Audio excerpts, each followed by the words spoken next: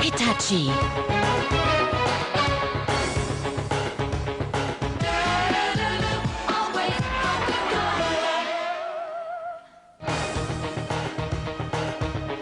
And Goodyear.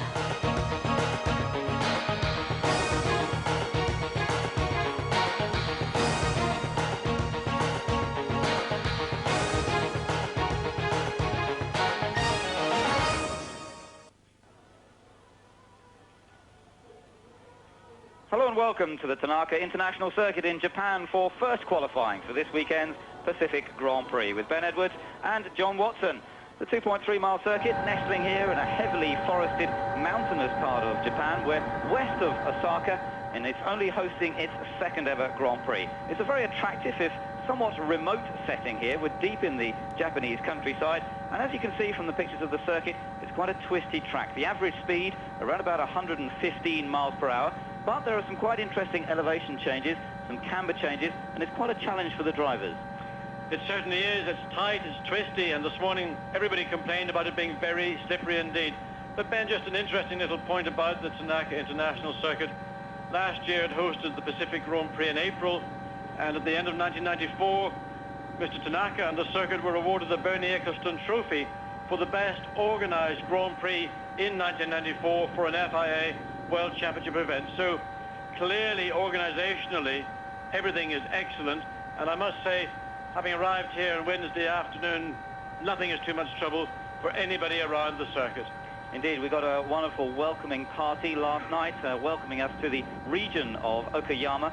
And Okayama is a little further down, actually on the coast, but they call it the Sunshine City of Japan, a sort of holiday area. Well, we're a little further north from that and climbing up into the mountains, but it is a very beautiful area, climbing up the narrow road that leads to this circuit, going past little farms and paddy fields, and although remote, as you say, a very good welcome. A good look at the circuit here, and fairly tight, but there are some longer stretches. We're looking at the back straight here. Indeed, this is the quickest part of the circuit, around about 275 to 280 kilometers per hour. But the Tanaka circuit really won about downforce, and getting the maximum performance out of the aerodynamics of the car really is what most people are trying to do today. In fact, we've seen Gerhard Berger revert back to the high wing that they introduced at the Nürburgring some 3 weeks ago. McLaren, of course, with their familiar T-tray wing on the top of the engine cover, and everybody scrabbling to find as much downforce as they can. Now, what happened in the 23 laps this morning was most people decided just to run one set of tyres, and in fact those tyres gave their best literally on their first flying lap. The irony of all of this, of course, is that when they went back out for subsequent runs up to the maximum of 23 permitted, was that they didn't get the time out of the tyre immediately. It then took 3 or 4 laps.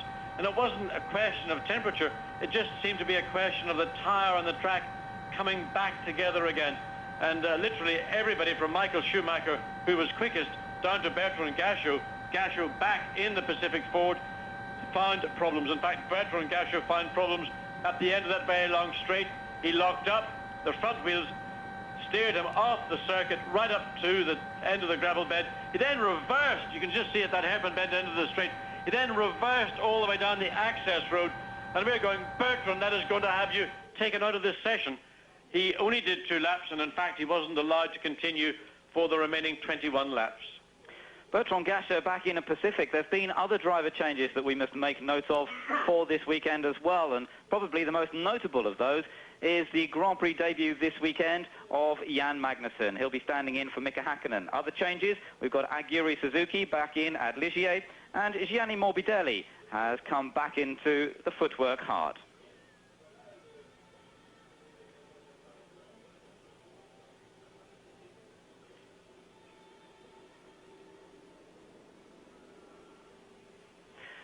So the green flag being waved at the end of the pit lane, and the start of this first qualifying session at the TI circuit at Ida. And there we have a quick look at the track with the intermediate points as well. And we're waiting to see who is going to be first out, but one thing is pretty clear, that most teams are going to opt to try and run 3 sets of tyres, and that will in effect give them 3 true opportunities. Now, of course, some drivers who have noted earlier in the season can, on that first flying lap, drag a time out. Michael Schumacher, of course, being the most notable.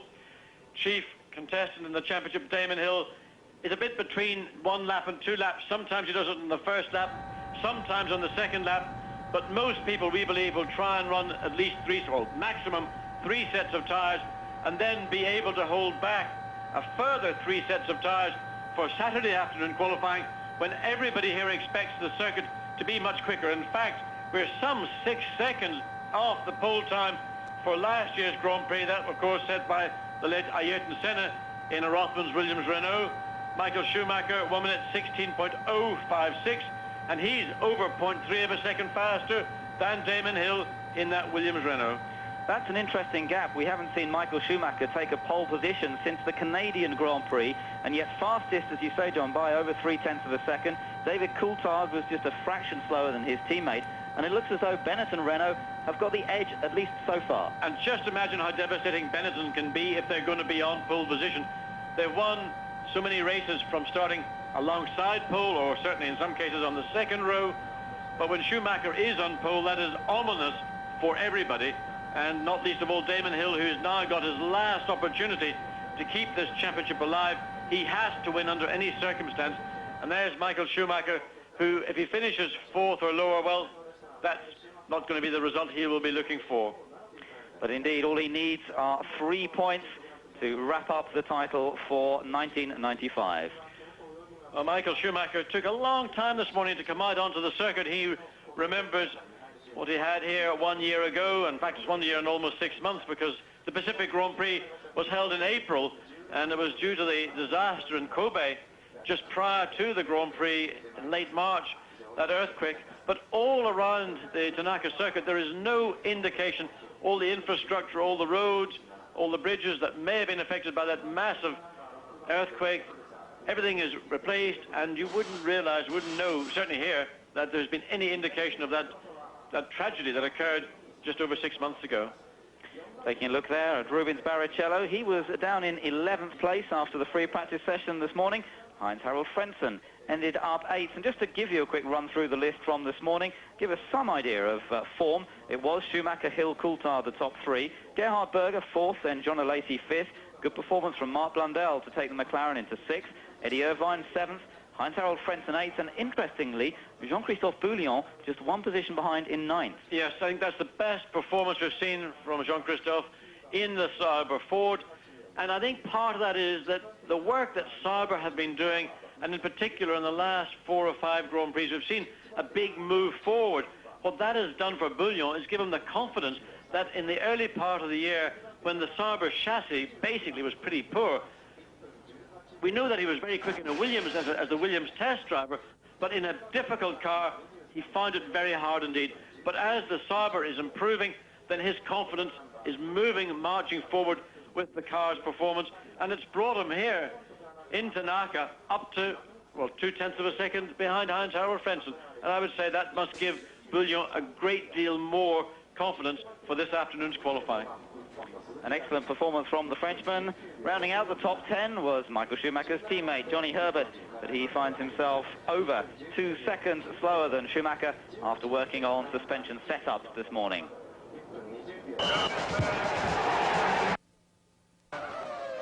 Michael Schumacher about to go on to his first flying lap here at Ida. Beautiful weather conditions. It's around about just under 20 degrees Celsius. Blue sky, a little bit of cloud around, and Schumacher now goes on to what he hopes will be a flying lap to take him to the head of the list. The other man we saw very briefly, Eddie Irvine, he's just completed a lap, of course, nowhere near the potential. But Irvine and Schumacher, 2 of the guys who have got the ability to be able to go out and nail your car on that first flying lap. Sometimes when you do that, you're never quite sure what you're going to get until you make your commitment. Other drivers hang back to find out what they're getting before the commitment. That's the difference. And in those circumstances, expect Schumacher, expect Alesi, expect Irvine to take advantage. Schumacher well up on the intermediate times over Gianni Morbidelli. There's the difficult left-hander. Very funny corner. We did a couple of laps yesterday on the track, and the television doesn't show the subtlety of a rise and drop and the camber. A couple of corners, this one here also. David Coulthard said this morning he can't see the apex. You're coming uphill, you've got to anticipate about turning the wheel. If you wait until you see the apex, you're too late. So experience here pays. But Coulthard and Irvine, both first-timers on the AIDA circuit, no problem at all. Irvine's fastest until Michael Schumacher crosses the line, and a 1 minute 14.666 is massively faster than anything we've seen so far. Well, no surprise whatsoever. We knew that man has got the capacity. No surprise from this man either, Eddie Irvine, now having a second lap, or second serious lap. And as we come round these, the twiddly corners round Revolver and Piper. Piper, the more difficult of the two, and now up into Redmond corner. Long uphill left-hand corner, now into Hobbs corner. All these names, of course, familiar to people who follow sports car racing and Grand Prix racing in the 60s. Now into Mike Knight corner. Who's Mike Knight? Well, if you go to Manicourt, to the racetrack, to learn to drive a Formula Renault, that's who Mike Knight is. Eddie Irvine about to cross the line. Any improvement on his time so far? 16.535, and he did a 16.2 on the last lap. But it was all that wobbling around in Redmond corner, handfuls of opposite lock, one way, back the other way. That's where the time ultimately was lost. And once a car here starts to behave like that, you might as well come in. And Irvine has backed off. He will be into the pits within a minute. Mika Salo is the next onto the circuit, and unlike many of the other drivers, he's had some previous experience of this track. Let's just see what Michael Schumacher can do across the line this time. Remember, 1:14.6, his previous best, but a slower lap that time. Well, interestingly, Schumacher backed off on his second flying lap in the hope that he can drag a time on the second go. So Schumacher using something different to what we have seen so far in this qualifying session, and also so far during the day. Well, there is Schumacher going past Salo. And as I mentioned, his experience here at the AIDA circuit from his racing in Japan, raced in Formula 3000 in Japan, of course, before he got the opportunity to come to Grand Prix racing. But Schumacher still on a quick lap. You can see he's 0.3 of a second down on that split time. Now he goes through the tight, twisty section. And this is the part of the track Schumacher anticipates so well. The first part of Revolver corner, he probably does it better than anybody. Also, the way he prepares his car for corners, he's not relying on the front to get him around the corner. He tends to go in slightly slower, then powers the car out and lets the back end of the car balance the front, and therefore doesn't seem to get into quite the same difficulties that we saw, particularly for Damon Hill, when he was using the front of the car much more than Michael Schumacher was. Out of the suitably named last corner and down to cross the line. Now then, Damon Hill has just gone out circuit. Again, he's wobbling the car. We've seen him do that a couple of times, John. Any ideas what he's up to? I have no idea at all. I've seen him doing it both at on time and now in qualifying, and I have no idea. But Damon Hill coming up to the completion of his out lap, and this is going to be the first flying lap from Damon Hill. He's done a 1 minute 23, so that's been a little bit of a shake it down. Let's see, but watch the difference in hand movement between Damon Hill and Michael Schumacher. Just watch those wheels, the left wheel particularly. Now through this changed part of the circuit, almost a straight line where last year it was a definite left-right. Now all the way down into Atwood curve. Early in let the car drift way wide on the exit. He's got Berger ahead of him, so Berger no problem whatsoever. Down, all the way down to 280 kilometers per hour, and onto the brakes into what they call Herpin curve. Look, 1.2 seconds slower. At that point, that could be 1.2 years. A massive difference then as we go back on board with Michael Schumacher, in fact. And just before we left him just now, it looked as though he got himself very crossed up. I thought for a moment he may have spun it, but he seemed to recover the car and get it all back in one piece. He's about to cross the line again. I'm surprised in a way that he's still going for it on this lap, but it is a pretty good lap, a 15.508. Well, Michael Schumacher has now completed 6 laps, so he is only going to go for 2 sets of tyres today. There is no doubt in my mind there is not sufficient time remaining to do 3. So Damon Hill, 1 minute 17.886, and that is disappointing indeed. All the way down in 5th place, behind Mika Salo in the first of the 2 Tyrrell Yamahas. And Yamaha here this weekend announcing a brand new engine, total engine for 1996. It's built around a 3-litre concept, not a 3.5-litre, as in the case of most engine manufacturers this year is the case. Hill 5th, as you say. Schumacher fastest from Eddie Irvine 2nd. Jean-Christophe Bouillon is in an excellent 3rd place. Then Mika Salo, then Damon Hill. Gianni Morbidelli's dropped to 6th place now, first driver onto circuit. Behind him is Pedro Diniz, Roberto Moreno, Jan Magnussen. Error on the exit coming out of Hobbs corner, but he may be able to recover coming through Mike Knight. Down into last corner. We look to see whether he's going to be, it should be around, well, I think he lost time, certainly coming onto the straight and further around the circuit. So, 1 minute 14.919, it puts him in third place. He ought to have been, I think, second quickest. He splits the two Williams Renaults though. Michael Schumacher still fastest, Hill second, Alesi now goes third fastest from David Coulthard, Gerhard Berger fifth, then Johhny Herbert and Eddie Irvine seventh, Heinz-Harald Frentzen eighth, and then the two McLarens, Mark Blundell just ahead of Jan Magnussen, and Magnussen only a tenth of a second slower than Blundell. So far, a very impressive performance, and both of them have done their first run. So, Jean Alesi, and that really is bodes well for Ferrari for this weekend. We've seen them perform well on tracks like this. Argentina, for example, they went very well early in the season. That was a very tight circuit. Perhaps it suits them. I think it's not a question so much of the circuit's nature. Oh, Akio Katayama gets very wide indeed, catches the dust that Jean Alesi threw on the track, and of course he's been a bit out there himself. But I think the Ferrari chassis seems to react extremely well when conditions are not at their optimum, either wet or on a track that maybe we would describe as being green, when the loads are not as high as they are when you've got the ultimate in terms of grip. So Alesi made the best of it, certainly up to half distance on that lap, but coming through Hobbs corner, he was offline on the exit. That drifted a couple of tenths of seconds away. Now Gerhard Berger comes down to the end of the pit lane for his opportunity. He wants to improve in fifth place. He wants to get up ahead of David Coulthard, who's fourth. Just watching Akio Katayama once more. He still finds himself down in 17th position.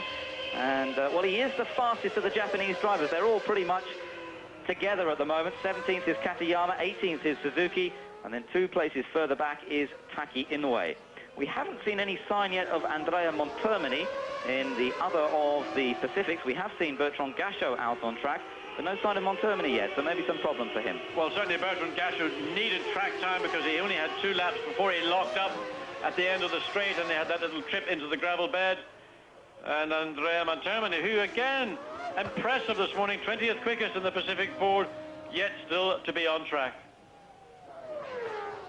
Gerhard Berger then beginning to wind up. Michael Schumacher is getting undressed, well, at least getting the helmet off, and he looks fairly, well, relaxed about things. There's 20 minutes to go in this session, so are we going to see him come back out onto the track? He's still got 4 laps left that he's allowed to do, having completed 8 so far. Fastest by just that narrow margin, 0.006 of a second, but of course he's got to bear in mind that tomorrow may well be a faster day anyway. Well, Pat Simmons as engineer and Ross Brun, head of design at the Benetton Formula team, are going through all the data they have, and they will know very quickly and precisely on that last run where Michael Schumacher felt comfortable and uncomfortable. As Gerhard Berger now starts another run, so his second option this afternoon, and coming through this very quick indeed Williams corner, named after Jonathan Williams, I think, rather than the better known Frank. Jonathan Williams, the star of racing back in the 60s, and there Gerhard Berger, almost a mirror of what we saw from Jean Alesi, a couple of thousandths slower in fact, but Berger may be able to contain himself that little bit more than Alesi. It was at this there, and again a further improvement for Schumacher's time over Berger's. Jean Todt. So we go back to Michael Schumacher. We'll go back, well, what are we going to? We don't quite know who that is. We were back aboard of Williams for a moment there. David Coulthard, I think it was, who's just come out onto the circuit. And meanwhile, we flash back to Gerhard Berger with this lap, which could well be the fastest of the session so far. It was here Alesi lost time, a lap that should have seen him further up than third place. Berger now comes into Mike Knight corner, down the hill into last corner. And here again, the problem letting the car run too wide, catching the dirt. Good exit from Berger. Is it quick enough to see an improvement from fifth place? Gerhard Berger across the line now, 14.9. Fourth place for Gerhard Berger, Coulthard fifth. It's so close though. We've got the top 4 drivers all in the 1 minute 14s, and Coulthard's only just a fraction behind them as well.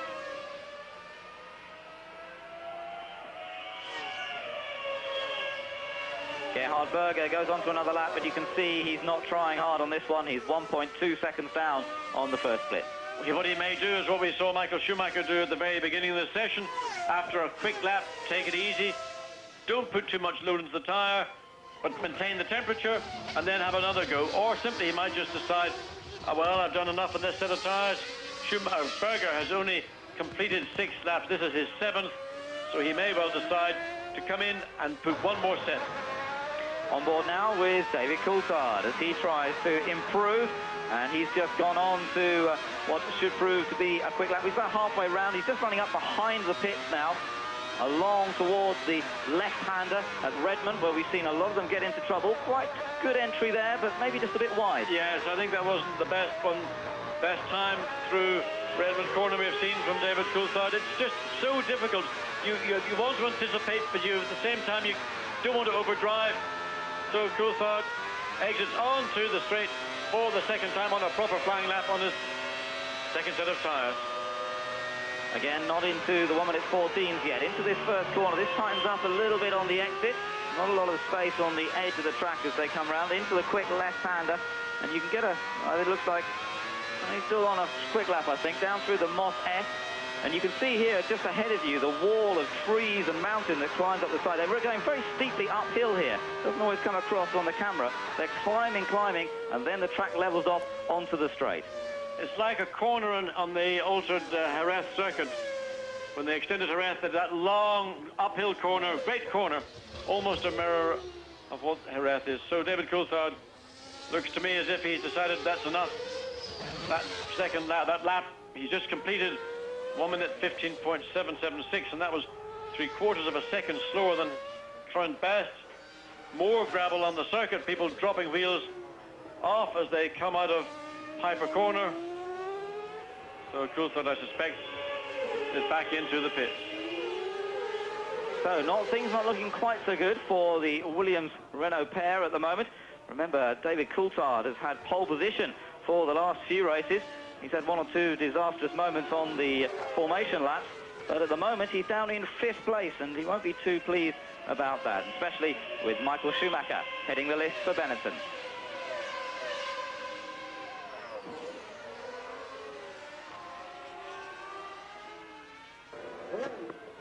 David Coulthard now coming out of his pit garage once again. 5th fastest at the moment, so he's got some work to do to work his way up to Michael Schumacher and Damon Hill, who are separated by just 0.06 of a second still, heading the list. Coulthard has to find a way past Berger and Alesi, but it's very, very close. He only needs to find, well, just over 1/10 of a second, really, to move up into 3rd place. And to beat Damon Hill, well, he needs to find around about 0.3 of a second. Well, Johhny Herbert has got to be thinking about just coming straight back into the pits. I can't see any point in continuing because this lap was compromised at the very start. He ran very wide in the early part of that first corner. Well, he's decided to continue on and complete the allocated 12 laps available, and we wait to see what Johhny Herbert's last lap is, and it's a 1:17.538, some 2 seconds, and frankly, I don't even know why he bothered. Jean Alesi back on the scene once again. And that looks very good indeed, Alesi, and he's coming into the corner where he got into trouble previously. So, can Alesi find the necessary 2/10 to put Damon Hill back onto the second row of the grid?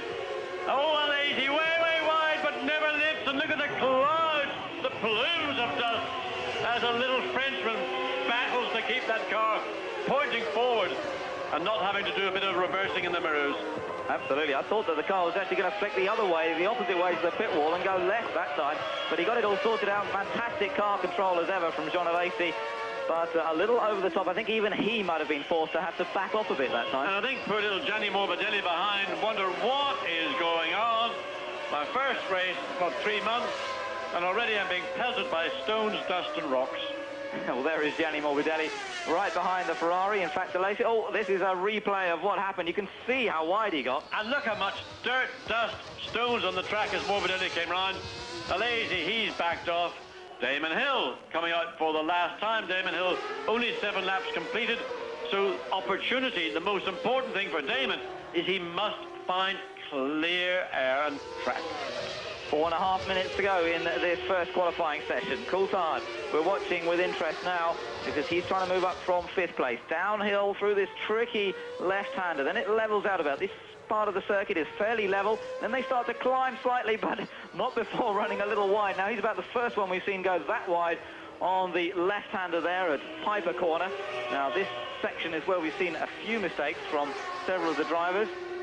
Looks fairly smooth through the right-hander, now through the Mike Knight and through last corner. And is he going to improve on his 1 minute 15.027? That's what he's got to be. Again, he got very, very wide. It looked as if he could certainly consolidate that time. But whether he lost time, well, he's gone to pole position. So much for what we were saying about running wide. David Coulthard has confounded everybody. First time here at Tanaka International, and he's got provisional pole, and he's got it by almost half a second from Michael Schumacher, and a further 100th of a second between himself, Schumacher, and Damon Hill in 3rd place. Frank Williams is pondering, why did this guy not do this in the first half of the season?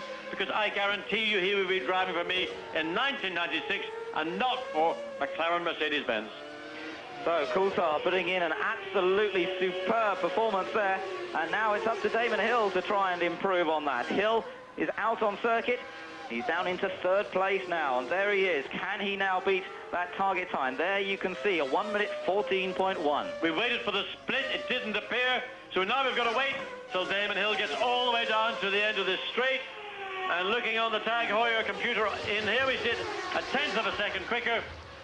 So can Damon Hill wrestle provisional pole? It'll be won or lost in these 2 corners. Oh, coming down, and now through the second of the 2. We saw Coulthard run wide there. Damon much better on the exit. But did he carry the speed? Up to Redmond, into Hobbs. So Damon Hill and Williams clearly have found something for teammate David Coulthard. Will it apply to Damon Hill? It's going to be close. Damon Hill challenging to take the fastest time. I think he is, because he's got a very, very good mid-time. Coming onto the straight is going to be Damon Hill. Provisional pole by just lost it by over 1/10 of a second.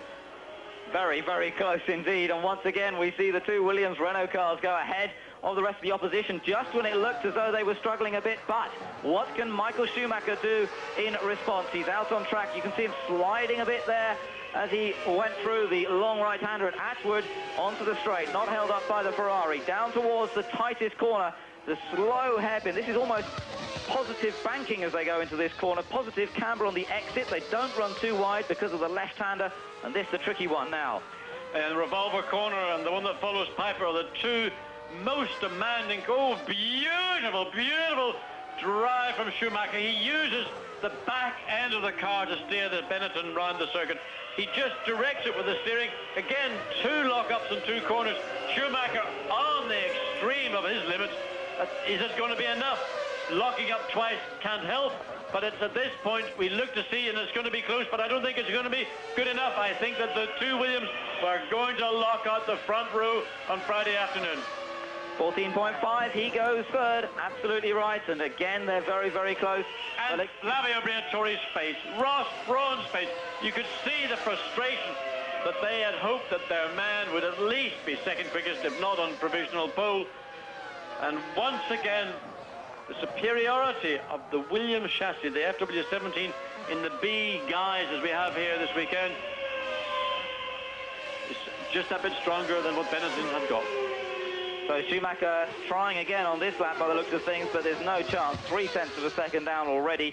He's not completed half of the lap yet, so there's no way he's going to be able to make that up for sure. Jean Alesi then down to 4th place behind Schumacher. Gerhard Berger 5th. Johhny Herbert in 6th position, and he's around about a second off Michael Schumacher's pace. So not too bad, with Mark Blundell 7th, Eddie Irvine 8th, Heinz-Harald Frentzen 9th, Rubens Barrichello 10th, and has come ahead now of Jan Magnussen. The checkered flag is just about to be waved. You can see Schumacher still sliding around there. And it looks as though Gerhard Berger also on track, and it looks as though he may have run a bit wide just then. I think he's coming in, he's just cruising around.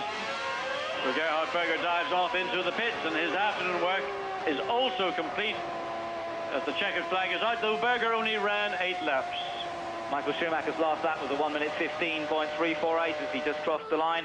So no improvement from him, and he's got no chance now because he just crossed the line to see the checkered flag. So David Coulthard, once again, after keeping us waiting there for quite a while in this session, it looked as though he was struggling. He was way down for quite a long time in the session. Then suddenly, just putting in that one quick lap, that's all you need, just one fast lap. Indeed, and that's the name of Formula One qualifying. And in 1996, that's all we're going to have is one qualifying session, because the FIA presented the new regulations for 1996, and there will only be qualifying 1 hour of it on Saturday afternoon. Friday will comprise of 2 one-hour practice sessions, and then Saturday morning we'll have the normal 1.5 hour practice as well, but only one qualifying session in 1996. Indeed, confirming the calendar as well, and that just confirms that we will be starting next season in Australia, in Melbourne. Still 1 or 2 dates to be settled in terms of which races in Japan will be run early or late in the season. But at the moment, there's 17 races on the calendar, but 1 or 2 of those may not be definite as yet. But that's looking to next year. Let's just consider this year again for the moment, and this first qualifying session from Ida. David Coulthard, fastest from Damon Hill by just over 1/10 of a second, and a superb performance from the team after they appeared to be struggling a little bit in the free practice this morning. Michael Schumacher third, Jean Alesi and Gerhard Berger in the 2 Ferraris next, with Johhny Herbert and Mark Blundell and Eddie Irvine, the 3 Brits all together there, 6th, 7th and 8th. Then Heinz-Harald Frentzen and Rubens Barrichello in 10th place, behind Barrichello and Jan Magnussen in the McLaren Mercedes.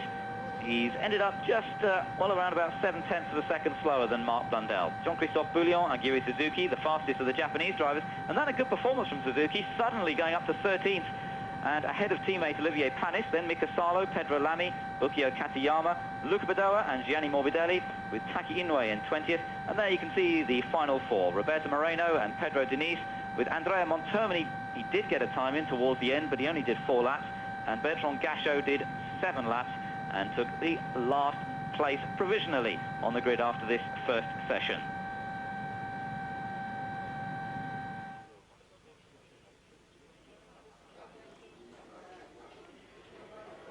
So David Coulthard, fastest today on his first sampling of the Ida circuit. And I think he'd be a very pleased young Scotsman indeed, as Michael Schumacher there, the face showing slight frustration, because he thought, I think, that pole position would be his today. Then Williams got their act together, first with David Coulthard and then with Damon Hill, and it was Coulthard ultimately that nicked provisional pole. So a lot of work tonight for the Benetton team, and it's not something they're unaccustomed to. They've had to battle all year against a team that has produced a better car, but of course that's the man, is the class of the field, and come Sunday, come a Grand Prix, well, we know what happens from the previous Grand Prix this season. He is still the man to beat. So that's the first qualifying session over. We look forward to you joining us again for second qualifying from Ida, but from John Watson and Ben Edwards in Japan at the moment. It's goodbye.